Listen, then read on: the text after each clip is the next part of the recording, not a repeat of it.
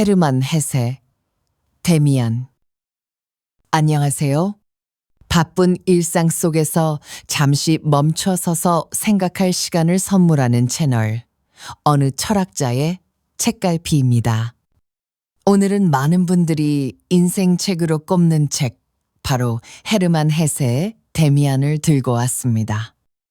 이 책은 100년 전에 쓰였지만 아직도 수많은 젊은이들에게 깊은 울림을 주고 있습니다. 왜 이 책이 오늘날까지 사랑받는지 그 비밀을 오늘 여러분과 함께 파헤쳐 보겠습니다. 이 책은 단순히 한 소년의 성장 이야기가 아닙니다. 우리 모두가 겪는 혼란과 고뇌, 그리고 진정한 나를 찾아가는 여정, 그 자체를 담고 있기 때문입니다. 이야기는 주인공 싱클레어가 자신의 어린 시절을 회상하며 시작됩니다.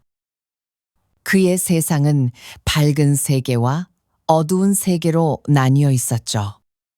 가정과 학교는 질서와 규율이 있는 밝은 세계였고, 그 바깥의 위험하고 유혹적인 세상은 어두운 세계였습니다. 싱클레어는 어두운 세계에 대한 호기심과 두려움을 동시에 느끼며 위태로운 경계에 서 있었습니다. 그러던 어느 날, 싱클레어는 자신보다 훨씬 더 당당하고 신비로운 전학생 데미안을 만나게 됩니다. 데미안은 싱클레어가 가졌던 세상의 이분법적인 틀을 깨고 빛과 어둠이 결국 하나라는 것을 이야기해 줍니다. 그는 싱클레어에게 세상의 껍데기가 아닌 내면의 소리에 귀 기울이라고 가르치지요. 이 만남 이후 싱클레어는 자신의 내면을 들여다보기 시작합니다. 싱클레어는 방황의 시간을 거치며 피스토리우스, 베아트리체, 그리고 싱클레어에게 큰 영향을 주는 여성인 에바 부인 등 다양한 인물들을 만납니다. 이들은 각각 싱클레어에게 새로운 깨달음을 주죠.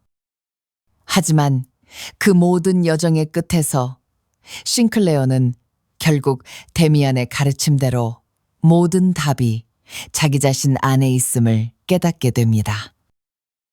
헤르만 헤세는 데미안을 통해 우리에게 한 가지 근본적인 질문을 던집니다. 당신은 스스로에게 온전히 솔직한가?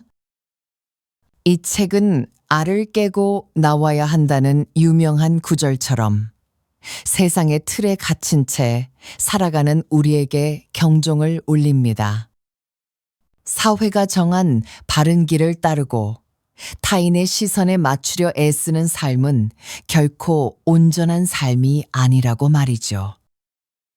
진정한 성장은 외부의 기대와 규범에서 벗어나 자신의 내면에 숨겨진 어두운 세계까지도 인정하고 포용하는 데서 시작된다는 것입니다.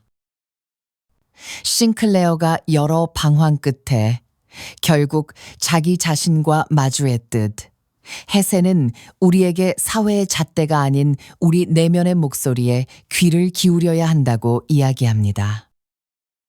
이렇듯 진정한 자아는 완벽한 존재가 아니라 빛과 그림자를 모두 가진 채로 스스로를 받아들이는 용기에서 발견됩니다. 싱클레어가 끊임없이 스스로에게 질문을 던졌던 것처럼 이제는 여러분이 자신에게 질문을 던져볼 차례입니다. 지금 내가 가고 있는 이 길은 정말 내가 원하는 길인가? 나는 타인의 시선과 기대에 맞춰 가면을 쓴 채 살아가고 있는 건 아닐까? 싱클레어가 처음 데미안을 만났을 때처럼 우리는 때때로 우리의 삶을 뒤흔드는 만남이나 사건을 경험합니다. 그러나 그 만남의 의미는 결국 우리 내면의 깊은 곳에 있는 물음을 끄집어내는 데 있습니다. 그 물음에 대한 답을 찾기 위해 용기를 내어 내면으로 걸어 들어가는 것이야말로 진정한 깨달음의 시작입니다. 이 책을 관통하는 가장 중요한 문장을 다시 한번 되새겨 봅니다.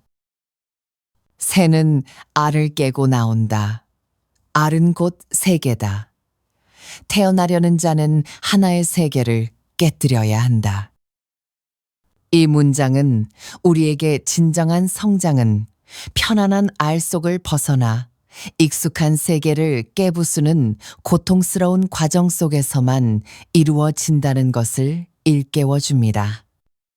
세상이 정해놓은 길을 걷는 것은 어쩌면 가장 쉬운 길일지 모릅니다. 하지만 당신의 영혼은 계속해서 속삭이고 있을 겁니다. 진정한 당신의 모습은 그 길이 아니라 당신의 심장이 원하는 곳에 있다고 말이죠. 오늘 데미안과 함께 잠시 멈춰서서 당신 내면의 목소리에 귀 기울여 보는 건 어떨까요? 진정한 자아는 타인의 기대가 아닌 내면의 목소리를 따를 때 비로소 발견됩니다. 오늘의 이야기가 여러분의 삶에 작은 울림이 되었기를 바랍니다. 다음에도 마음의 양식이 되는 이야기로 찾아뵙겠습니다. 감사합니다.